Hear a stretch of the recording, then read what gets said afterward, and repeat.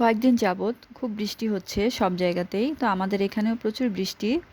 তো এই বৃষ্টির মধ্যে এরকম ঝরঝরে খিচুড়ি থাকলে কিন্তু মন্দ হয় না। তো আমি আজ সকালে কেন এই এতগুলো পরিমাণ খিচুড়ি রান্না করেছি সেটা আপনাদের সাথে শেয়ার করব। আসসালামু আলাইকুম, কেমন আছেন সবাই? আশা করছি সবাই ভালো আছেন। আমরাও আল্লাহর রহমতে ভালো আছি।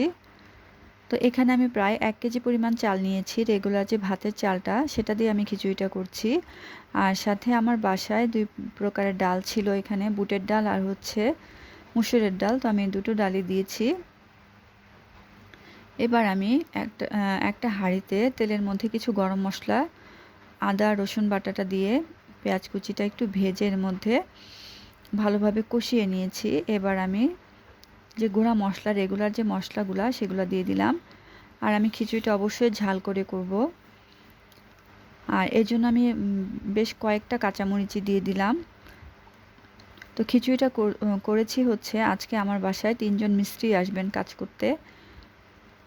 তো ওনাদের জন্য মূলত নাস্তাটা আসলে বানানো, না হলে এতগুলো খিচুড়ি আসলে আমাদের বাসায় খাওয়ার মতো কেউ নেই।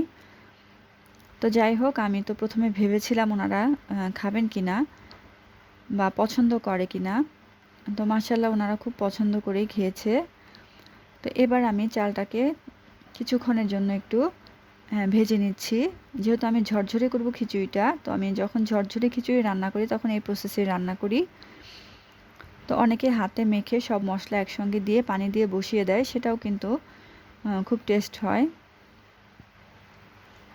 তো এবার আমি এখানে আগে থেকে পানিটা গরম করে রেখেছিলাম, তো সেই পানিটাই আমি এখানে দিয়ে দিলাম। তো পরিমাণ মতো পানিটা দিতে হবে। তো আমার খিচুড়িটা দেখতে পাচ্ছেন বলক এসে যাচ্ছে। তো কিছুক্ষণ একটু নেড়ে চেড়ে দিতে হবে।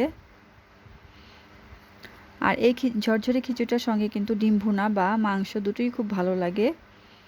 আর সাথে আচার হলে তো আরও বেশি ভালো লাগে।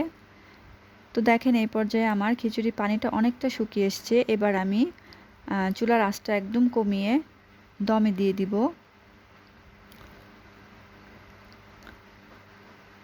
তো এই পর্যায়ে দেখতে পাচ্ছেন আমার খিচুড়িটা কিন্তু হয়ে গেছে।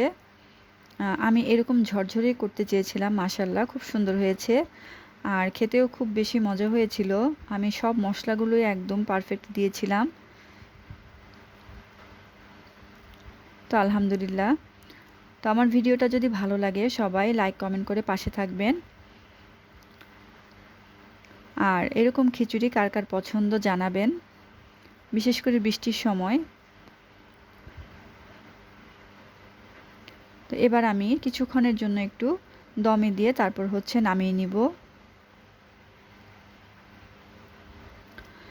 তো ভালো থাকবেন সবাই। আজ এ পর্যন্তই। আল্লাহ হাফেজ।